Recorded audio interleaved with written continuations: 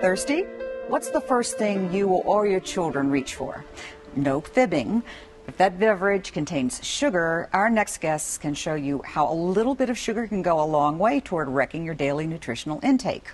Now, I know that sounds pretty serious, but it is.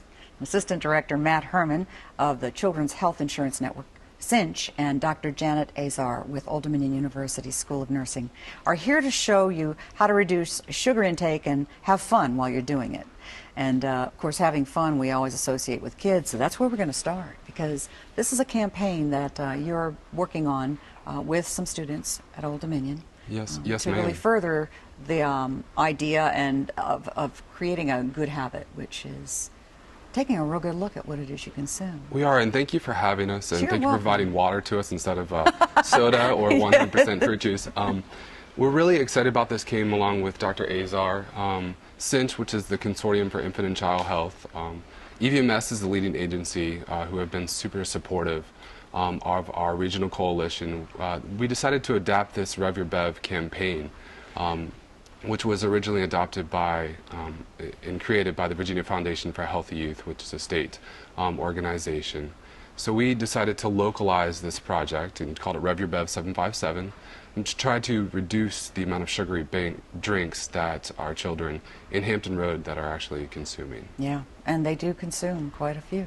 They do, yes ma'am. Unfortunately, Americans on average consume too many sugary drinks on a daily basis, soda being one of the #1 components. You know, when you go to a fast food restaurant or a restaurant, you know, soda is offered regularly. Right. We're trying to really switch away from that. It's usually on the top of the list of beverage choices,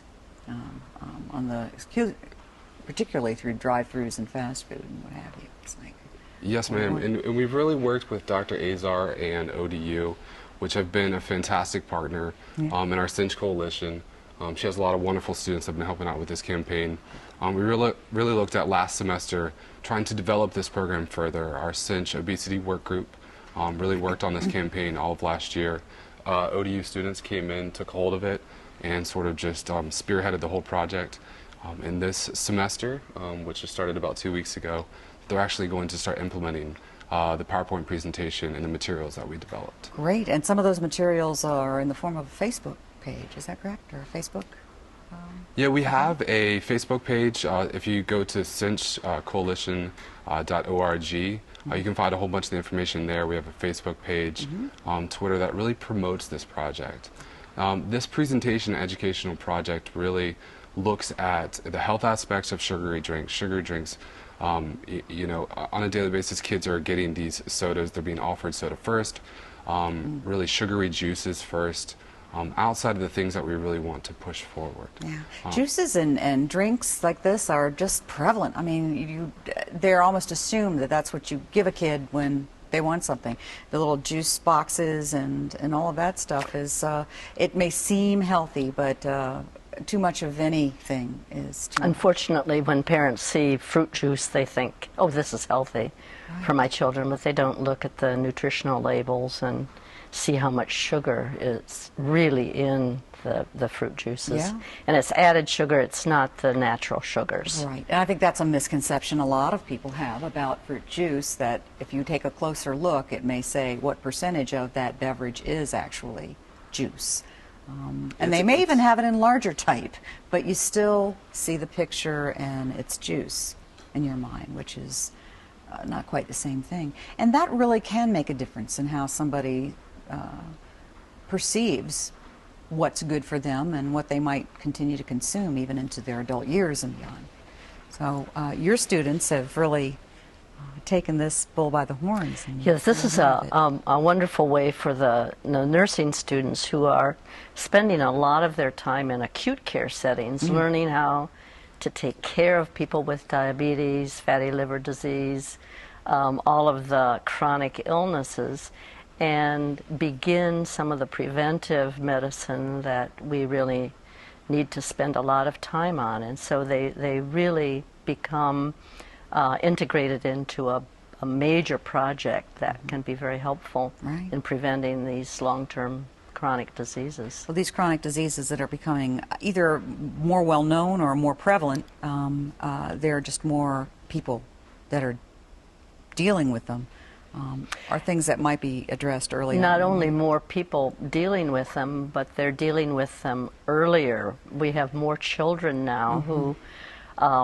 are developing type 2 diabetes at a very early age, hypertension related to obesity, and obesity is related to the sugary drinks, a lot of the consumption. And this campaign really focuses on sugars, the problems with sugars. We have a sugar stoplight that the work group developed. Yes, we have that up on the screen right now. It's very important to recognize the different types of sugars, that we have a sort of stop, slow, go, with the processed sugars being red, sugar substitutes being yellow, and then sort of the natural sugars, the fruit, lactose, and milk, that we really want to push and reinforce. All right. We really want to offer water as the first drink that the kids should be offered, and of course push low-fat milk, 1% or skim milk, and then 100% fruit juice, which Dr. Azar alluded to earlier. That we really need to start looking at these labels. The ingredient list, if it's so many, there's 61 different types of sugars that can be listed on an ingredient list, and many of them end in OSE. So it's very overwhelming for a parent to look at some of these things. So really have to look at the labels and try to read the serving size, the amount of sugar content. And that's something we really, really want to focus on. Drink type word search is another one of the things that I think Yes, children ma'am. might be The work benefit group, from. along with the Cinch ODU students, really developed a lot of activities for the children to do. They're going to start implementing this project and try to present this material to them, provide some word searches and so forth. Things that get them really kind of involved in the whole process. So maybe it sticks up here instead of in the ribs, huh? Right, yes, ma'am. Well, sugar is can be converted into lots of not so great things. Would you like to expound on that, Dr. Azar? Sugar is it's a double-edged sword. Yeah, if you get too much Yes. sugar or carbohydrates in the body, it just changes into fat, and if you don't use it right away. So as you increase the calorie intake or the sugary intake, you can increase the amount of fat in the body. Well, eating candy bars and desserts, making that a regular part of a child's diet puts them in a position to crave and want those things and expect those things, and their body learns to expect it. Yes. You know, as they continue to grow, and sometimes the body doesn't grow in a way that you want it to. The reason why we wanted to focus on the younger children is we wanted to help start developing better habits earlier, because this can carry through life, and the earlier these habits are changed, the better it is. Or maybe by just, you know, proximity too, that the children, if you focus on your children developing better habits, that maybe you too will see the light and maybe adopt some of them yourself, even if it is. We definitely hope to. We can spit all sorts of facts. The average American eats or drinks about 82 grams of sugar per day. That's about 2 cans of soda per day. And what's considered fairly healthy intake of sugar? If 82 grams is a lot. Basically, the American Heart Association recommends for women about 25 grams of sugar per day. For men, about 38 grams of sugar per day.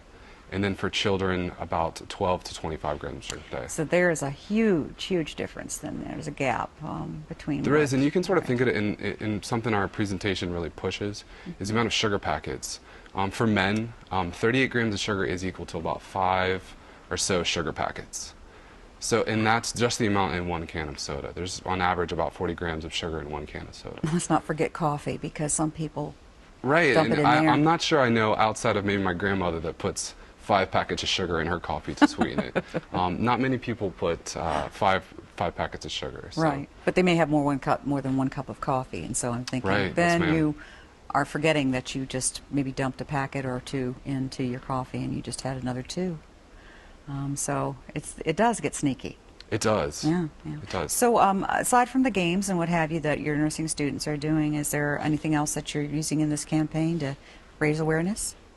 We really just want to push. We're going to start presenting, like we stated. We also have a pledge that you can go to cinchcoalition.org to go ahead and you can take the pledge online.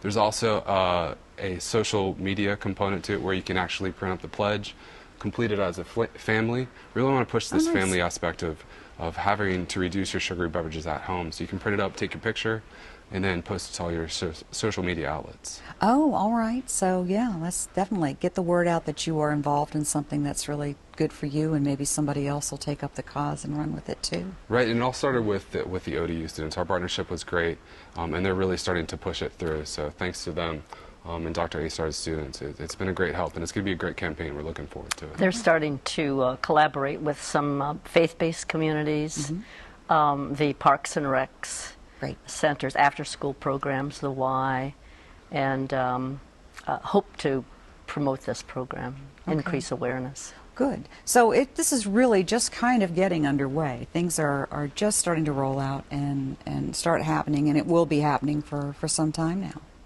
So you've got a... Right, yes, we had let's say a soft kickoff yesterday, and thanks to you and for having us. We're really going to kick it off and really promote it within the coming months. So we want to sort of make it a New Year's resolution to reduce those sugary beverages in your home. So really excited. That can save a tremendous amount of money in terms of medical costs down the road too, I would imagine. So and for your nursing students, this is teaching them some very good things, not only for their own health and their own family's health, but giving them a very real look at the difference between starting a bad habit and what the end result might be. Yeah, this is a wonderful opportunity for them the students to see the intersection between preventive medicine and acute care medicine. Yeah, great. And hopefully the public will be able to see that difference too. And of course, that's what it's all about. Thanks for taking the time to come here and share the new information that you're going to be putting out. And best of luck to your students, whom I understand are very busy working in their clinics and clinical work right now, and that excuses them from being here to talk about this. That's right.